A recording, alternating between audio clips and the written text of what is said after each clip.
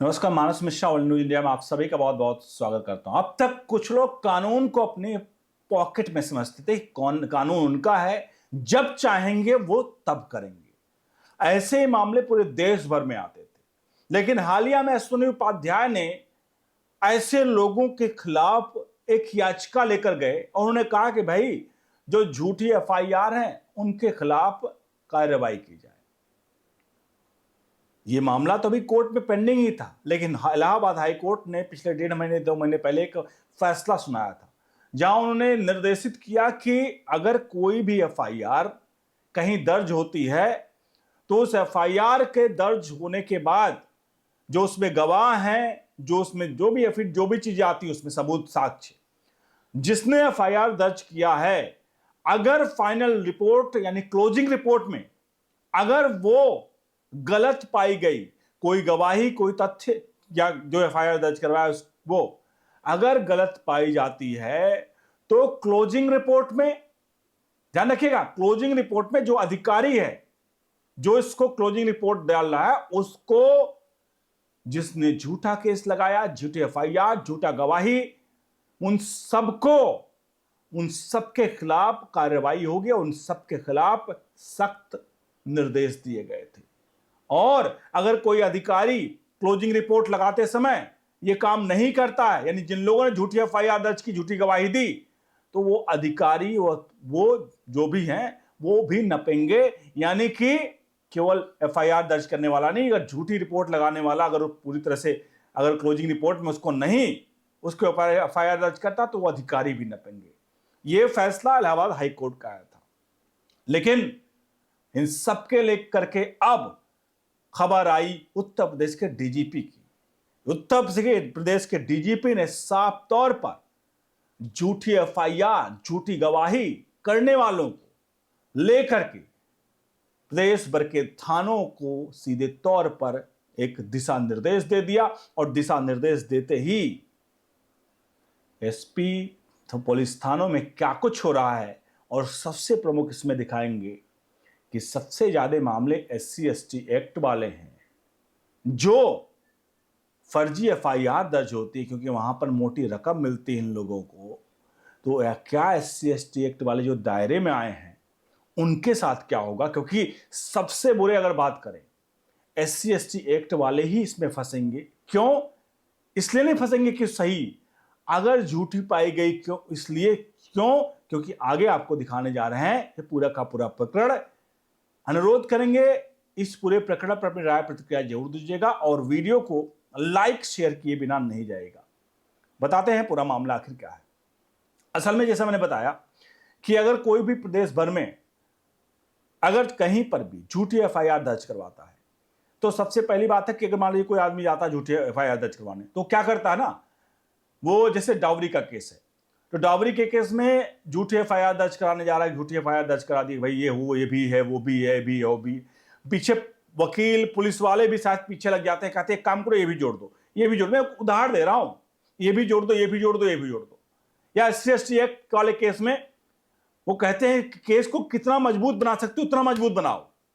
मजबूत बनाने के चक्कर में मामला कुछ और होता है, लेकिन उस मामले में कहते हैं ये वाला दर्ज, ये भी कह दो कि इसने ये भी कहा था, इसने ये भी गाली गलौज किया था, इसने जात सूचक शब्द भी कहा था, वहां रेप का केस भी है उसमें ऐड करा देते कि काम को रेप वाला केस भी ऐड करा दो, अटेम्प्ट टू रेप भी था। तो इस तरह से केस को मजबूत बनाने के चक्कर में कई झूठी बातें उसमें लिखवा दी जाती हैं। अब इसी को लेकर के निर्देशित दिया गया कि भाई चलो एफआईआर दर्ज तो कराया जा रहा है, लेकिन अगर एफआईआर में भी मान लीजिए किसी ने जात सूचक शब्द का इस्तेमाल कर दिया सिर्फ किसी के द्वारा, तो SC/ST केस में तो एफआईआर तो दर्ज होगा। लेकिन अगर मान लीजिए उसने कहा कि भाई जात सूचक शब्द कहा था, उसके अलावा मुझे रेप, अटेम्प्ट टू रेप भी है, ये भी है, वो भी, प्लान, और उसमें बढ़ा चढ़ा के लिखवा दिया, तो उस केस में भी जो शिकायत करता है वो नपेंगे। जो एग्जैक्ट हुआ है वही आपको लिखवाना है, और अगर बढ़ा चढ़ा कर भी बताया उस केसेस को तो भी नपोगे। ये समझिएगा कि आपको बढ़ा चढ़ा के नहीं लिखवाना, जो चीज है वही चीज लिखवानी है।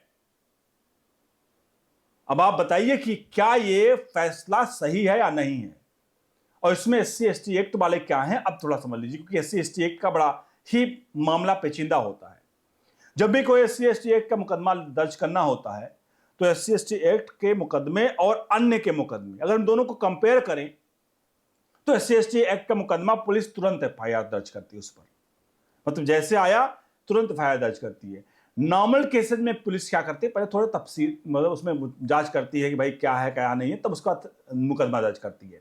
अब ऐसे में सोचिए कोई आया SC/ST एक्ट का मुकदमा दर्ज कराने, उनने क्या किया, एक काम करो, इन्होंने मुझे जांच सूचक भी कहा, ये भी कहा, वो भी कहा।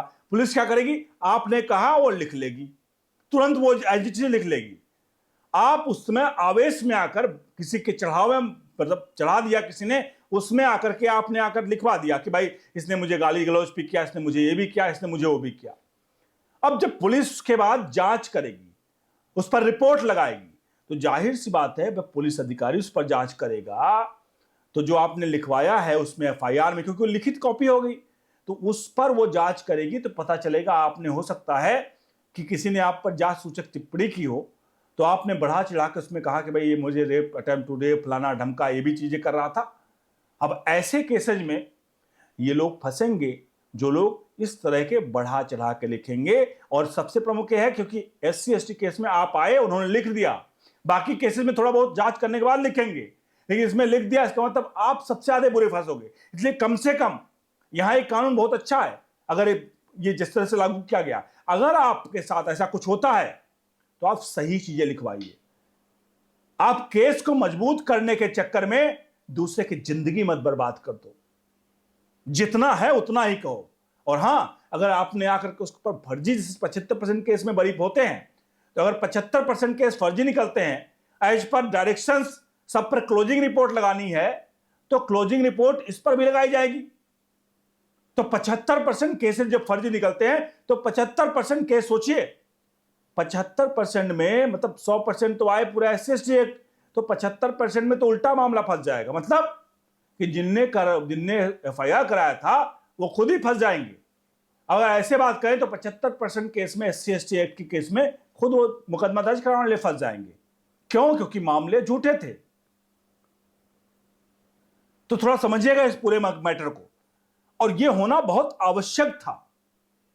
नहीं कोई भी मुंह उठा के चला आएगा और कहेगा इसने मुझे गलत किया है। इसी SC/ST का मैंने उदाहरण दिया, या किसी भी FIR में, किसी भी केस में, डाउरी के केस में लोग फंसा देते हैं, बहुत सारे केसेस में लोग फंसा देते हैं। तो उस केस में अब लोगों को सोच समझ के मुकदमे लिखवाने पड़ेंगे। अगर आप झूठ मुकदमा लिखाओगे तो आप फंसोगे, और होना भी चाहिए। आप किसी का जीवन बर्बाद कर रहे हो और आप झूठ बोल करके उसका जीवन, जबकि उसने वो काम किया भी नहीं है। अब आप इस पूरे प्रकरण पर राय प्रतिक्रिया दीजिए कि आखिरकार उत्तर प्रदेश में अब ये एक्शन शुरू हो चुका है, DGP का आदेश आ चुका है, थानों को, SP को निर्देशित कर दिया गया है कि झूठी FIR पर, क्योंकि इससे पहले भी इलाहाबाद हाई कोर्ट ने, जैसा मैंने बताया, कि पहले निर्देशित कर चुका है। अब इसको लेकर के इंप्लीकेशन मतलब पूरी तरह से जारी है। अब इस पूरे प्रकरण पर अपनी राय प्रतिक्रिया जरूर दीजिए कि आखिरकार इस तरह के केसेज पर क्या आपको लगता है, क्या ये फैसला सही है? क्या झूठे FIR बंद होनी चाहिए? क्या ये लगाम लगाई गई इस पे, ये सब कुछ सही है? इस पर राय दीजिए, प्रतिक्रिया दीजिए। अगर आपको लगता है कि हाँ इसमें कुछ गलत है तो वो भी जरूर लिखिएगा, और गलत होने के कारण भी लिखिएगा, क्यों गलत है, और सही है तो क्यों सही है, वो दोनों जरूर लिखिएगा। बने रहिए न्यूज इंडिया के साथ। बहुत बहुत धन्यवाद।